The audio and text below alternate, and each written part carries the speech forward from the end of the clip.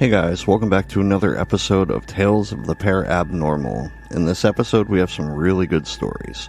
I do try to keep it fresh and mix in some UFO stories as well as some cryptid stories, and since there's endless amounts of real life encounters out there, other than just ghosts and spirits, in this one we're going to dive into a couple of fresh UFO and cryptid stories.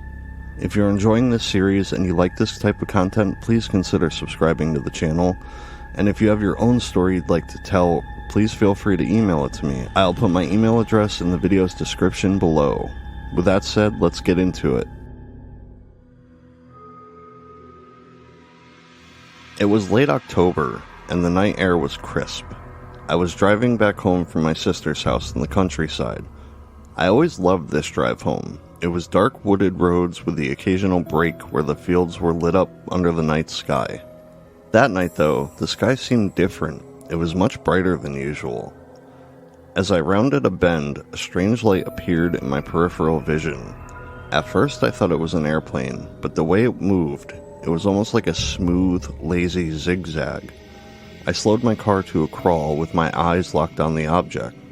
It hovered slightly. Its lights were pulsating in shades of blue and green, almost as if the object was breathing. At this point, I had pulled over onto the shoulder and killed the engine. The silence was eerie, broken only by the rustling of leaves in the wind.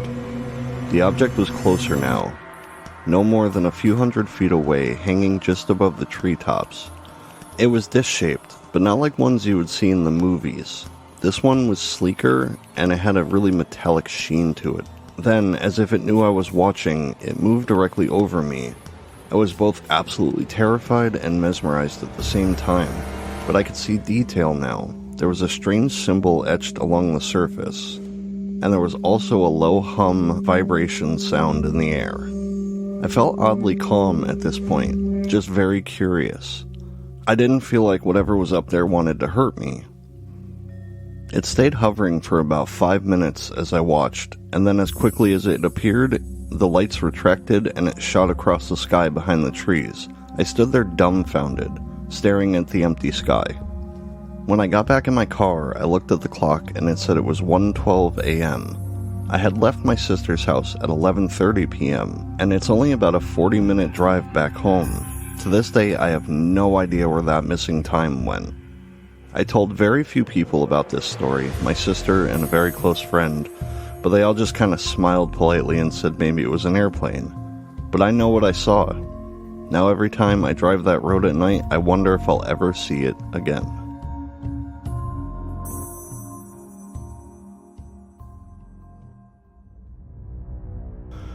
It happened last fall during the Harvest Festival. The moon was huge that night and the festival was in full swing, but I decided to wander away from the noise for a little bit. The woods always felt calming to me, so I decided to go for a walk under the moonlight. I had followed a narrow dirt path that led to an old clearing where I used to play as a kid. The festival sounds faded until all I could hear was the whispers of the wind in the trees. That's when I noticed the silence. No crickets, no rustling of small animals, just nothing. It was dead silent out there. That's when, out of nowhere, I heard a low growl break through the stillness. I froze in fear and just listened. The growl came again, deeper this time. I turned towards the sound, scanning the tree line, and that's when I saw it. 2 glowing eyes staring back at me from the shadows. At first I thought it was a dog, maybe a stray or a coyote even. But then it stepped forward into the moonlight and my stomach dropped. It wasn't a dog. This creature stood on 2 legs. Its body was massive and covered in matted fur. Its arms were unnaturally long and ended in clawed hands. The face looked like just something that you would see out of the movie Dog Soldiers, with a snout full of jagged teeth and those piercing eyes that fixated on me. I wanted to run, but my legs wouldn't move. I was absolutely frozen in fear. It tilted its head, almost studying me, almost curious. For a moment, I thought it might leave me alone. Then it howled, just like a wolf. The sound was so chilling and so loud, it shook me to the core. I turned and I ran, branches smacking me in the face and arms as I ran through the woods. I could hear it behind me, its heavy footsteps gaining ground. I didn't know what to do. I finally made it out of the woods back to the festival. I don't know how I managed to outrun it, but I managed to get back and I was completely out of breath. Strangers were asking me if I was okay. I told them what happened, but I don't think anyone truly believed me. I know exactly what I saw that night, and I know it was real. Sometimes when the moon is full and the night is quiet, I swear I can still hear that growl, almost like it continues to haunt me.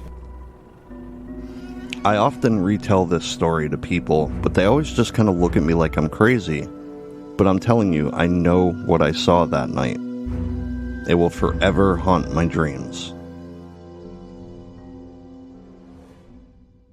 It was a quiet Wednesday night in my small town. It was a kind of small town where the most exciting thing was the occasional deer wandering into somebody's backyard. I had just finished closing up the store I worked at, and I was driving home along the back roads. The sky was crystal clear this particular night. As I was driving home, I noticed something strange in the distance. 3 lights hovering in a perfect triangle formation. At first I thought it was a plane or maybe one of those new drones. But these lights weren't blinking, and they weren't moving like any aircraft I had ever seen. Curious, I pulled over and I watched as the lights got closer and closer to where I was. I started hearing a weird sound, almost like a dishwasher running.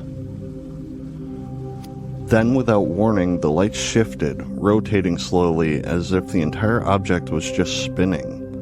The closer it got, I realized it was massive, and it couldn't be just a drone or a normal airplane.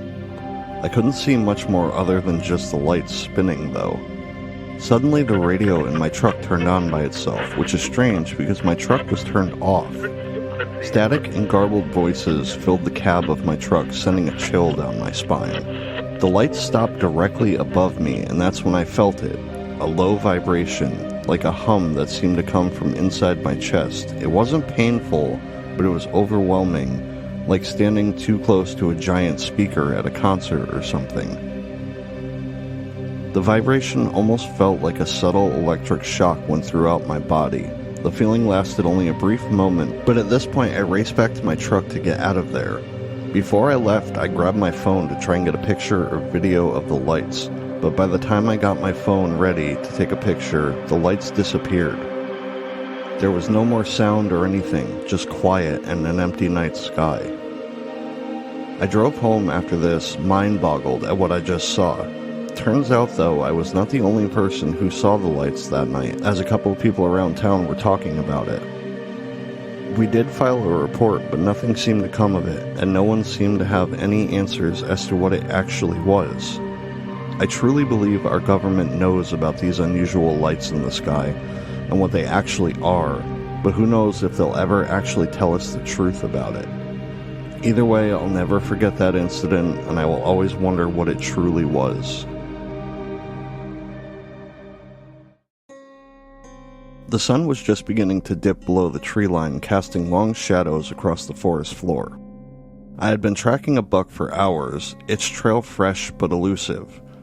The cool autumn air carried the earthy scent of decaying leaves, and the occasional rustle of wildlife kept me on high alert. As I crept through the underbrush, I spotted movement ahead, a flash of pale gray.